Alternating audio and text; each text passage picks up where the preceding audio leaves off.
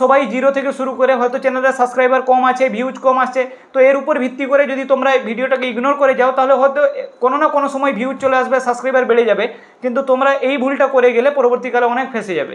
তাই আমি তোমাদের বলবো জাস্ট এতটুকু কথা যে ইগনোর না করে টপিকগুলোকে একটু মন দিয়ে শুনে নাও। আমি আন্ডারস্ট্যান্ড এর দূর পর্যন্ত আমি তোমাদের এবার আলোচনা করি। দেখো, জনন আছে 3 রকমের, বেসিক্যালি 2 রকমের জনন হয়, একটা হচ্ছে অযৌন জনন আর একটা যৌন জনন। এবার আমাদের কি হচ্ছে, এখানে যৌন জনন পড়তে হবে, আর সেটা পড়তে হবে কার, যেটা হচ্ছে এনজিওস্পার্মের। ওকে, তো ব্যক্তবীজী উদ্ভিদের ক্ষেত্রে কি হচ্ছে, আমাকে পড়তে হবে যে উদ্ভিদের জনন। তো সপুষ্পক উদ্ভিদের জনন, সপুষ্পক উদ্ভিদ কাকে বলে, যেসব উদ্ভিদের ফুল ফোটে ওকে বলবো সপুষ্পক উদ্ভিদ। তো একটা নর্মালি বলি ফুলের কটা অংশ, প্রথম তো আমাদের বেসিক জিনিস এটা জানতে হবে যে ফুলের কয়টা অংশ। তোমরা এখানে দেখতে পাচ্ছ একটা ফুলের ছবি, তো এই ফুলের ছবিতে তোমাদের ফুলের 4টা অংশ মেনলি থাকা দরকার, যেটাকে আমরা আদর্শ ফুল বলবো। কি কি থাকবে এখানে, বৃত্তি থাকবে, কোনো অসুবিধা নেই, বৃত্তি কোনগুলো ওটা তো জানছো, যেটা গ্রিন কালারে থাকে, নিচের দিকে থাকে পাপড়ি যেটাকে আমরা বলি। তারপরে কি থাকবে, দলমণ্ডল, যেটাকে অ্যাট্রাক্ট করে ফ্লাওয়ারকে যেটা সৌন্দর্য দেয়, সুন্দর লাগে, পতঙ্গকে আকৃষ্ট করে, পাখি উড়ে আসে, সেগুলো হচ্ছে দলমণ্ডলটা দেখে। ওকে, তারপরে হচ্ছে পুংস্তবক আর স্ত্রীস্তবক, এটা হচ্ছে ওই ভিতরের দিকে থাকে। এবার আমি তোমাদের বলি আমাদের মেন উদ্দেশ্য, আমাদের এই টপিকের মেন উদ্দেশ্য হচ্ছে সপুষ্পক উদ্ভিদের জননের 3টা পার্ট। এবার হচ্ছে উদ্ভিদ জননের 3টা দশা আছে, একটা হচ্ছে প্রি ফার্টিলাইজেশন স্টেপ, একটা হচ্ছে ফার্টিলাইজেশন আর পোস্ট ফার্টিলাইজেশন। এই টপিকটা পড়ে নিলে আমাদের কিন্তু ক্লিয়ার। প্রি ফার্টিলাইজেশন মানে কি, ফার্টিলাইজেশনের মানে হচ্ছে নিষেক, প্রি ফার্টিলাইজেশন মানে নিষেকের আগের ঘটনা। তো নিষেকের আগের কি কি ঘটনা হয়, নিষেকের আগে আমাদের দেখতে হবে পুংস্তবকের গঠন, ক্লিয়ার, যেটাকে আমরা বলবো গ্যামেটোজেনেসিস, আর হচ্ছে স্ত্রী স্তবকের গঠন। তাহলে আমাদের প্রথম কি জানতে হবে, ফুলের যে পুরুষ পার্ট আছে, যৌন জনন মানে হচ্ছে পুংগেমেট আর স্ত্রী গেমেটের মিলন হবে, একটা পুরুষ আর একটা স্ত্রীর যে শুক্রাণু আর ডিম্বাণুর মিলনকে আমরা বলছি যৌন জনন। তো এখানে কি হচ্ছে যে আমাদের যৌন জনন জানার পূর্বে ওই যে পুংগেমেট আর স্ত্রী গেমেটের মিলন হবে, ওটা ফার্টিলাইজেশন। মিলনের আগে কি হচ্ছে আমাদের দেখতে হবে পুং পার্টের দেখতে কেমন হয়, দেখতে কত সুন্দর, স্ত্রী পার্টটা দেখতে কত সুন্দর, আর হচ্ছে পরাগযোগ, ওদের মধ্যে ইন্টারাকশন হচ্ছে, আর হচ্ছে পোলেন পিস্টিল আন্তঃক্রিয়া, মানে পরাগরেণুর সাথে যে গর্ভমুণ্ডের যে ইন্টারাকশনটা হবে, মানে ওই যে ফুলের উপর গর্ভমুণ্ডে এসে যে পরাগরেণু পড়বে, ওই দুটার মধ্যে তো কিছু বিক্রিয়া হবে, ওইটা দেখবো। এগুলো হচ্ছে প্রি ফার্টিলাইজেশন স্টেপ, মানে মিলনের আগে অবধি। ফার্টিলাইজেশন মানে মিলন, ওখানে আমরা পড়বো নিষেক আর দ্বিনিষেক, ক্লিয়ার। তারপরে হচ্ছে নিষেকের পরে কি হয় ওটাকে বলবো পোস্ট ফার্টিলাইজেশন, ওখানে আমাকে পড়তে হবে শস্য গঠন, ভ্রূণ, ফল আর বীজ, ক্লিয়ার। তাহলে আমাদের যে টোটাল অধ্যায় আছে এতটুকু। এবার তোমরা একটু ধৈর্য দিয়ে চুপ করে শুনতে যাও, আমি এক একটা টপিক ডিসকাস করব, এত ইজিভাবে পড়িয়ে দিব, এর বাইরে থেকে একটা সিঙ্গেল প্রশ্ন আসবে না, ক্লিয়ার। চলো প্রথম আমি বলি যে ফুলের বৃত্তি দলমণ্ডল আমাদের জেনে লাভ নেই, আমরা চলে আসবো ডাইরেক্ট পুংস্তবকের গঠন। তো একটা ফুলের পুরুষ পার্ট দেখতে কত সুন্দর হয়, ফুলের যে পুংস্তবক আছে, দেখো এখানে ছবিতে তোমরা দেখতে পাচ্ছ, যেখান থেকে পুংস্তবক উঠে যাচ্ছে মানে তৈরি হচ্ছে, ওর নাম হচ্ছে থ্যালামাস। তাহলে থ্যালামাসের উপরই পুংস্তবক যুক্ত থাকে। তো পুংস্তবকের যে থ্যালামাস থেকে যে তৈরি হচ্ছে, ওই দাঁড়িটা যেটা গেছে ওর নাম হচ্ছে ফিলামেন্ট, বুঝতে পারছো, লাঠির মতো অংশটা। আর উপরের দিকে আছে এন্থার, এর দূর পর্যন্ত কোনো অসুবিধা নেই। আমি বলছি যে ফুলের যে পরাগধানী, এন্থার মানে হচ্ছে পরাগধানী। তো ফুলের যে থ্যালামাস আছে, থ্যালামাস থেকে দাঁড়িটা বেরিয়েছে পুংস্তবকের যে লাঠি, আর তার উপরে মাথায় যে মুন্ডটা আছে যার মধ্যে পরাগরেণু আছে, পরাগধানী, ওটাকে আমরা বলবো এন্থার। তাহলে এখানে একটা ছোট জিনিস আছে, আমরা যেটাকে ফিলামেন্ট বলছি, ওই ফিলামেন্টের 2টো পার্ট, একটা নিচের দিকে আছে যেটা থ্যালামাসের সাথে যুক্ত, আর একটা উপরের দিকে যেটা এন্থারের সাথে যুক্ত। তো থ্যালামাসের সাথে যুক্ত যে অংশটা আছে ওটা হচ্ছে কি বলছি প্রক্সিমাল এন্ড, ওটা হচ্ছে থ্যালামাস এক্সিস, যেটা হচ্ছে এটা থ্যালামাস অ্যাটাচ আছে। আর যেটা উপরের দিকে আছে যেটা এন্থারের সাথে যুক্ত, ওর নাম হচ্ছে ডিস্টাল এন্ড। এর দূর পর্যন্ত কোনো অসুবিধা। আমি বলছি দেখো, ছোটোবেলায় বাচ্চারা মরক লড়াই খেলতো না, ওখানে কি হতো ওই পুংস্তবকের পাটটা নিয়ে কাটাকাটি খেলতো, এগুলো তো একটা বেসিক আইডিয়া আছে যে ওই পুরুষের পাটটা নিয়ে ওরা লড়াই করতো। ওকে, তো এখানে আমি বলছি যে লাঠির মতো অংশটা যেটা ধরে ওরা খেলতো, তো ওটা হচ্ছে ফিলামেন্ট। ফিলামেন্ট যার উপর বসানো থাকছে ওটা হচ্ছে থ্যালামাস, আর ওই এন্থার হচ্ছে ওই গোল পাটটা, বুঝতে পারছো তো, যেটা মোটর বীজ মানে একটা বীজের মতো আছে যেটা, ওটা হচ্ছে থ্যালামাস, ক্লিয়ার।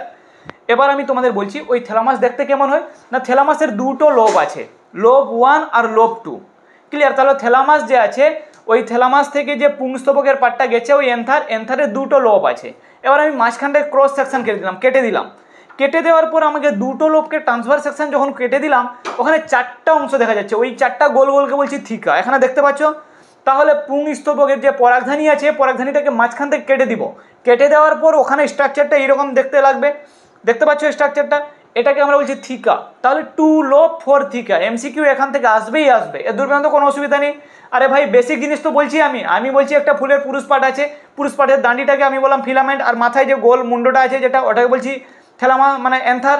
ওই এন্থারকে মাঝখান থেকে কেটে দিব, তাহলে এন্থার হচ্ছে 2টো লোব, 2টা পার্ট আছে এরকম করে। এবার মাঝখান থেকে কেটে দিলে 4টা অংশ দেখা যাবে, ওই 4টাকে আমি বলছি থিকা, এর দূর পর্যন্ত কোনো অসুবিধা। ওকে, ওই থিকার মধ্যেই সব মালমেটাল আছে। এবার আমি একটু এর গঠনটা দেখে নিচ্ছি। এবার তোমাদের কি হবে, পরাগধানীর গঠন, এন্থারের গঠন। তাহলে এই ছবিটা দেখতে পাচ্ছ তোমরা এখানে, আরো গ্রিন কালারের ছবি, আরো সুন্দর ছবি তোমরা ইউটিউবে বা তোমরা গুগলে পেয়ে যাবে। তো যেটা তোমাদের আমি বোঝাচ্ছি ওটা ভালো করে বুঝে নাও। আমি এখানে লেয়ারগুলো দেখবো, যে এখানে যে ফুলের যে পরাগধানী আছে ওই পরাগধানীতে কোটা লেয়ার আছে, ওই থিকা আছে, থিকার মধ্যে কীভাবে পরাগরেণু আছে, ওইগুলো বেসিক জিনিসগুলো জানবো। তাহলে এখানে তোমরা দেখো যে ফুলের যে থিকা আছে সব থেকে বাইরে থেকে ভিতরের দিকে যাই না ভালো হয়। তো সব থেকে বাইরে যে পরাগধানীর বাইরে যে লেয়ারটা আছে ওর নাম হচ্ছে এপিডার্মিস, এর দূর পর্যন্ত কোনো অসুবিধা। আমি ভাই বলছি যদি লিঙ্ক করতে পারো তাহলে ওটাই এনাফ। আমি বলছি ফুলের পরাগধানীকে কেটে দিব, বাইরে যে লেয়ারটা আছে ওর নাম এপিডার্মিস। একটু ভিতরের দিকে আছে ওর নাম হচ্ছে এন্ডোথেসিয়াম, ইম্পর্টেন্ট জিনিস এটা, এপিডার্মিস এন্ডোথেসিয়াম। ওর ভিতরের দিকে আছে মিডল লেয়ার, আর তার ভিতরের দিকে আছে টেপেটাম। তাহলে এখানে 4টা লেয়ার আমি বললাম। পরাগধানীর বাইরে থেকে ভিতরের দিকে ঢুকবো, মানে থিকা অবধি ঢুকবো, ওখানে আমি প্রথম পড়লাম এপিডার্মিস, তারপরে পড়লাম এন্ডোথেসিয়াম, তারপরে পড়লাম মিডল লেয়ার, তারপরে পড়লাম টেপেটাম, কোনো অসুবিধা নেই। এবার টেপেটাম হচ্ছে একটা, টেপেটামের ভিতরের দিকে মালমেটাল আছে, ওটার নাম হচ্ছে স্পোরোজেনাস টিস্যু। ক্লিয়ার? ওই স্পোরোজেনাস টিস্যুর মধ্যেই ওখান থেকে হচ্ছে ওটা ডিপ্লয়েড থাকে, ওখান থেকে হ্যাপ্লয়েড পরাগরেণু তৈরি হয়, এর দূর পর্যন্ত কোনো অসুবিধা। আরে ভাই বেসিক জিনিসটাই তো বলছি। আমি বললাম ফুলের যে পরাগধানীকে কেটে দিলাম, বাইরে থেকে ভিতর দিয়ে গেলাম, 4টা স্তর আছে, epidermis, endothecium, middle layer, tapetum. টেপেটামের ভিতরে স্পোরোজেনাস টিস্যু আছে যেটা ডিপ্লয়েড থাকে, ওটা হ্যাপ্লয়েড হয়ে পরাগরেণু তৈরি করে। চলো এবার আমি তোমাদের একটা বলি, টেপেটামের কাজ কি, বেসিক জিনিস বইতে অনেক রিডিং আছে, তোমরা টেপেটামের 2টো কাজ পড়ে নিবে। মেনলি বলা হয় যে টেপেটাম হচ্ছে কি করে ওই যে স্পোরোজেনাস টিস্যু আছে ওকে পুষ্টি দেয়। ক্লিয়ার? এছাড়াও বাইরের আঘাত থেকে রক্ষা করে, আরও অনেক একটা টেপেটাম থেকে কেমিক্যাল সিক্রেট হয়। ওকে, তো এগুলো বেসিক জিনিসগুলো পড়বে। চলো এবার আমি তোমাদের একটা বলি, ইয়ং এন্থার আর ম্যাচিওর এন্থার জিনিসটা কি। ইয়ং এন্থার থেকেই ম্যাচিওর এন্থার তৈরি হয়, মানে যেটা স্পোরোজেনাস টিস্যু যেটা থিকার ভিতরেই আছে, ওই স্পোরোজেনাস টিস্যুকেই আমি বলছি ইয়ং এন্থার। আর ওটা যখন এন্ডোথেসিয়াম র্যাপচার হয়ে যখন বেরিয়ে যাবে, ডিপ্লয়েড হয়ে যাবে, ডিপ্লয়েড থেকে হ্যাপ্লয়েড হয়ে যাবে, তখন আমি ওকে বলবো পরাগরেণু, মানে ম্যাচিওর এন্থার। তাহলে দেখো ইয়ং এন্থারের 4টা লেয়ার থাকবে। কি কি layer? Epidermis, endothecium, middle layer, tapetum. যেটা ম্যাচিওর এন্থার আছে 2টো লেয়ার থাকে, এপিডার্মিস, এন্ডোথেসিয়াম, বাকিগুলো গায়েব। এবার হচ্ছে ইয়ং এন্থারের 4টা মাইক্রোস্পঞ্জিমা তৈরি হয়, আর এখানে শুধু হচ্ছে পলেন সেক থাকে, স্পোরোজেনাস টিস্যু, আর এটা হচ্ছে পরাগরেণু। বেসিক জিনিস এগুলো আর পড়ার দরকার নেই। এবার আমি চলে আসি ডাইরেক্ট তোমাদের একটা কথা বলি। দেখ ভাই কোথা থেকে কোথায় যাচ্ছি একটু মন দিয়ে শোনো। আমার যে টপিকটা ছিল আমি বলছিলাম যে ফুলের গঠন, তার মধ্যে ছিল আমাদের সেক্সুয়াল রিপ্রোডাকশন করার জন্য পুরুষ আর স্ত্রী দরকার। তো যদি সে ফুলটা উভলিঙ্গ ফুল হয় তাহলে এখানে কি হচ্ছে, পুরুষ পাট আর স্ত্রী পাট উভয়ই আছে। এবার আমি তোমাদের বলি যে পুরুষ পাটের যে পাটটা আছে, যেখান থেকে পুরুষ পাট তৈরি হচ্ছে ওর নাম থেলামাস। থেলামাসের উপরে লাঠিকে বলছি ফিলামেন্ট। ফিলামেন্টের মাথায় যে মুন্ডু আছে পরাগধানী বা এন্থার, পরাগধানীকে কাটলাম, এই ঘটনা ঘটলো। তাহলে সব থেকে ভিতরে কি আছে? Sporogenous tissue. আমাকে এবার জানতে হবে যে স্পোরোজেনাস টিস্যু থেকে কিভাবে পরাগরেণু তৈরি হচ্ছে, তারপরে জানতে হবে পরাগরেণুর গঠন। দিয়ে চ্যাপ্টারটা ক্লিয়ার? দেখো প্রথমে আমি তোমাদের বলে দিই, পরাগরেণু যে গঠিত হয় 2টো স্টেপে। প্রথম হচ্ছে স্পোরোজেনাস টিস্যু মিওসিস বিভাজনে 4টা মাইক্রোস্পোর তৈরি করবে। প্রথম ক্লিয়ার? কি বললাম? স্পোরোজেনাস টিস্যু যেটা আছে 4টা মাইক্রোস্পোর তৈরি করবে, এটা ফার্স্ট স্টেপ। 2 নম্বর, প্রতিটা মাইক্রোস্পোর মাইটোসিস বিভাজন করে বহুকোষী পরাগরেণু গঠন করবে, মানে একের অধিক কোষ থাকবে। বেসিক জিনিস এটা এখানে ছবিতে ক্লিয়ার হয়ে যাবে। আমি তোমাদের কি বললাম, থিকার মধ্যে কি আছে ভাই? থিকার মধ্যে আছে স্পোরোজেনাস টিস্যু। তাহলে স্পোরোজেনাস টিস্যু হচ্ছে ডিপ্লয়েড, একটা ওর মধ্যে একটা স্পোরোজেনাস টিস্যু মিওসিস বিভাজন করবে। মিওসিসে কি হয়, একটা কোষ থেকে 4টা কোষ গঠন হয়। এর দূর পর্যন্ত কোনো অসুবিধা নেই। আমি স্পিডে বলছি, যদি আমার ভিডিও প্রবলেম হয় তাহলে স্লোতে দেখে নিবে, কিন্তু খুব ভালো করে বুঝে নাও একটু। তাহলে একটা স্পোরোজেনাস টিস্যু যেটাকে আমি বলছি পোলেন মাদার সেল, একটা স্পোরোজেনাস টিস্যুকে যেটা ডিপ্লয়েড আছে ওটা থেকে কটা তৈরি হবে? 4টা মাইক্রোস্পোর তৈরি হবে। এবার 4টা মাইক্রোস্পোরের মধ্যে আমি একটাকে নিলাম, একটা মাইটোসিস করবে, মাইটোসিস করেই কিন্তু ওখান থেকে পরাগরেণু তৈরি হবে। এবার আমি বলছি একটা মাইটোসিস কীভাবে পরাগরেণু তৈরি হচ্ছে। দেখো নিচে দেখো মাইক্রোস্পোর আছে, এর প্রথম ভ্যাকুয়াল ক্রিয়েট হবে। ভ্যাকুয়াল ক্রিয়েট হলে নিউক্লিয়াসটা একদিকে সরে যাবে, তারপরে মাইটোসিস হবে। মাইটোসিস মানে কি? নিউক্লিয়াসের বিভাজন, একটা থেকে 2টো নিউক্লিয়াস হবে। এখানে যে বিভাজনটা হবে, এখানে যে স্পিন্ডল ফাইবার বা ব্যামতন্তু তৈরি হবে সেটা অসম হবে। অসম হওয়ার ফলে একটা বড় নিউক্লিয়াস গঠিত হবে, একটা ছোট গঠিত হবে। দেখো এখানে যে বড় নিউক্লিয়াস যেটা আছে বড় কোষ পুরোটাকে ওটাকে বলবো ভেজিটেটিভ সেল, আর যেটা ছোট আছে ছোট কোষ ওটাকে বলছি জেনারেটিভ সেল। এদের পর্যন্ত কোনো অসুবিধা নেই। এবার দেখো, এবার হচ্ছে মাইটোসিস হবে কার? জেনারেটিভ সেলের। জেনারেটিভ সেল মানে ছোটটার মাইটোসিস বিভাজন হয়ে যাওয়ার ফলে দুটো গ্যামেট তৈরি হবে। ছোট কোষ থেকে দুটো কোষ তৈরি হলো, দুটো মেল গ্যামেট তৈরি হয়ে গেলো। বড়টা ভেজিটেটিভ সেল ওই রকমই আছে, এবার বাইরে দুটো লেয়ার হয়ে গেল। ক্লিয়ার? এবার আমি তোমাদের বলি একটু পরাগরেণুর গঠনটা এখানে দেখো। তো পরাগরেণুর যে ভিতরে সব থেকে ভিতরে আছে কি? একটা ভেজিটেটিভ সেল আছে, জেনারেটিভ সেল ভেঙে দুটো নিউক্লিয়াস গঠন হয়েছে, যেটাকে বলছি দুটো মেল গ্যামেট। মানে একটা পরাগরেণুর মধ্যে কি কি থাকে তাহলে? একটা ভেজিটেটিভ সেল থাকবে, আর জেনারেটিভ সেল ডিভাইড হতে পারে পরে অথবা আগেও হয়ে যেতে পারে। আর জেনারেটিভ সেল ডিভাইড হয়ে কি করবে? দুটো মেল গ্যামেট করবে। এর পর্যন্ত কোনো অসুবিধা নেই। এবার দেখো, দুটো লেয়ার হবে, ভিতরের লেয়ারকে বলবো ইনটাইন আর বাইরের লেয়ারকে বলবো এক্সাইন। ক্লিয়ার? এবার আমরা চলে আসি ভেজিটেটিভ সেল আর জেনারেটিভ সেলের মধ্যে পার্থক্য কি। দেখো, ভেজিটেটিভ সেল আকারে বড় হবে, জেনারেটিভ সেল আকারে ছোট হবে। ভেজিটেটিভ সেলের যে নিউক্লিয়াস আছে ওটা অসম আকৃতির, আর এখানে জেনারেটিভ সেলের যে দুটো নিউক্লিয়াস আছে ওটা সম আকৃতির। আর ভেজিটেটিভ সেলের কাজ হচ্ছে পরাগনালীকে পুষ্টি দেয়, আর হচ্ছে মানে পরাগনালীকে পুষ্টি দেয়, আর জেনারেটিভ সেলের কাজ হচ্ছে দুটো মেল গ্যামেট গঠন করে। বেসিক জিনিস। এবার আমি তোমাদের বলি পরাগরেণুর যে গঠন আছে ওই গঠনে কি কি আছে না, গঠনে স্যার এক্সাইন আছে আর ইনটাইন আছে। তাহলে এবার দেখো পরাগরেণুর যে এক্সাইন কি আর ইনটাইন কি। প্রথম হচ্ছে ইনটাইন। ইনটাইন হচ্ছে পরাগরেণুর ভিতরের স্তর, যা পেকটিন আর সেলুলোজ দিয়ে তৈরি। ক্লিয়ার? আর যেটা এক্সাইন আছে সেটা হচ্ছে পরাগরেণুর বাইরের স্তর, যেটা কি হচ্ছে অসম আকৃতির পর্দা। ওটা একটা মানে বাইরের লেয়ারটা হচ্ছে এবড়ো খেবড়ো, ওটা স্পেরোপোলেনিন দিয়ে তৈরি। ক্লিয়ার? এবার স্পেরোপোলেনিন কি তোমাদের আমি একটু বলে দিই। নিচের দিকে আছে, আমি স্পেরোপোলেনিন জিনিসটা কি ওটা তোমাদের বুঝিয়ে দিচ্ছি। দেখো, স্পেরোপোলেনিনের ডেফিনেশন দিয়েছে পরাগরেণুর বহিঃস্তর মানে যেটা এক্সাইন আছে, যে নিষ্ক্রিয় কিন্তু অত্যন্ত কঠিন রাসায়নিক পদার্থ দিয়ে গঠিত তাকে স্পেরোপোলেনিন বলে। এটি fatty acid, phenyl propanoid, phenoxy carotenoid দিয়ে গঠিত। এটা বায়োপলিমারের মিশ্রণ, তীব্র রাসায়নিক পদার্থের উপস্থিতিতে এটা দ্রবীভূত হয় না। এটি পরাগরেণুর গন্ধ আর বর্ণ সৃষ্টিতে সহায়তা করে। মানে পরাগরেণুর যে বাইরের লেয়ারটা আছে ওটাই হচ্ছে কি স্পেরোপোলেনিন। ওকে। আর এখানে একটা জিনিস থাকে পোলেন কিট। পতঙ্গ পরাগী ফুলের টেপেটাম থেকে যে নিঃসৃত তৈলাক্ত চটচটে পদার্থ তৈরি হয় সেটাকে বলবো পোলেন কিট। ওকে। এটা কি করে পরাগরেণুগুলিকে একত্রে সংযুক্ত রাখতে সহায়তা করে, পরাগরেণু বিদারণে সহায়তা করে। পতঙ্গ এসে বসলে তার গায়ে কিন্তু লেগে যায়। এটা দুটো জিনিস ক্লিয়ার? তাহলে এবার আমি তোমাদের কিন্তু ছবিতে যেটা দেখিয়ে দিলাম মানে বেসিক জিনিসটা দেখিয়ে দিলাম যে পরাগরেণুর গঠন কি হয়, দেখে নিলে তোমরা ওটা। আর তোমরা এর সাথে কি দেখতে পারলে যে যেটা আমাদের যে মাইক্রোস্পোরোজেনেসিস আছে, পুং গ্যামেটের যে গঠন আছে, গঠনটা তোমরা ক্লিয়ার হয়ে গেছো। এর দূর পর্যন্ত আশা করি তোমাদের কোনো অসুবিধা নেই। ভাই বেসিক জিনিস এতটুকু, তোমাদের টপিকটা বুঝতে হবে, তোমাদের কি করতে হবে যে পরীক্ষায় নাম্বার পেতে হবে। নাম্বার পাওয়ার জন্য চ্যানেলের ভিউ সাবস্ক্রাইবার এগুলো ম্যাটার করে না। যে টিচার তোমাদের পড়াচ্ছে যদি ওর কথা বুঝতে পারো, ওর সাথে আন্ডারস্ট্যান্ডিং ঠিকঠাক হয়, তাহলে কোনো অসুবিধা হবে না, নাম্বার পেয়ে যাবে। আমি গ্যারেন্টি দিয়ে বলছি, আমার পড়ানোর বাইরে একটা সিঙ্গেল প্রশ্ন থাকবে না। আমি যে পড়িয়ে দিব, যে পিডিএফগুলো দিয়ে দিব, ওই পিডিএফের বাইরে একটাও প্রশ্ন থাকবে না। এতটুকু বিশ্বাস রেখে তোমরা ক্লাসগুলো করে যাও। তাহলে আমি পুং গ্যামেটের গঠনটা পড়িয়ে দিলাম। পার্ট হচ্ছে এবার স্ত্রী গ্যামেটের গঠন। তো এখানে আমি তোমাদের বলে দিই, ফুলের পুং স্তবক হয়ে গেল। এবার থাকে ফুলের স্ত্রী স্তবক। পুরুষ থাকবে মানে তো স্ত্রী আসবে, আর উল্টোটা বলে দিলাম, স্ত্রী থাকবে মানে তো পুরুষ আসবে। তো এখানে কি হচ্ছে যে ফুলের যে স্ত্রী স্তবকের গঠনটা কেমন হয়? ফুলের স্ত্রী স্তবকের গঠনটা কলসির মতো হয়। উপরের দিকে এরকম পাইপের মতো মানে একটা গোলাকার অংশ থাকবে, তারপরে পাইপ থাকবে, নিচে হাঁড়ার মতো থাকবে। ক্লিয়ার? তো এখানে কি হচ্ছে স্ত্রী স্তবকের যে গঠনটা তোমরা ছবিতে দেখতে পাচ্ছ, গর্ভমুণ্ড, গর্ভদণ্ড, গর্ভাশয় বা ডিম্বাশয়, ইংরেজিতে বলে স্টিগমা, স্টাইল আর ওভারি।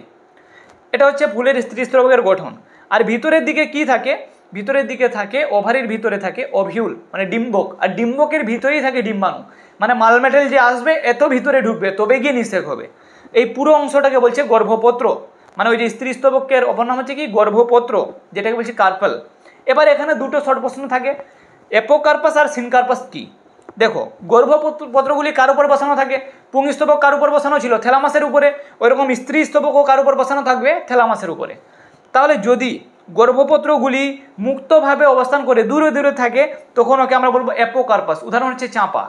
আর যদি হচ্ছে গর্ভপত্রগুলি সংযুক্তভাবে অবস্থান করে তখন তাকে বলবো সিনকার্পাস, যেমন হচ্ছে জবা। ক্লিয়ার? এবার দেখো আমরা ফুলের আমরা ভিতরের দিকে চলে যাই। ডিম্বাশয়ের ভিতরে কি আছে? ডিম্বাণু আছে, মানে ডিম্বক আছে, অভিউল ওকে ইংলিশে বলে। ওর স্ট্রাকচারটা কেমন হয়?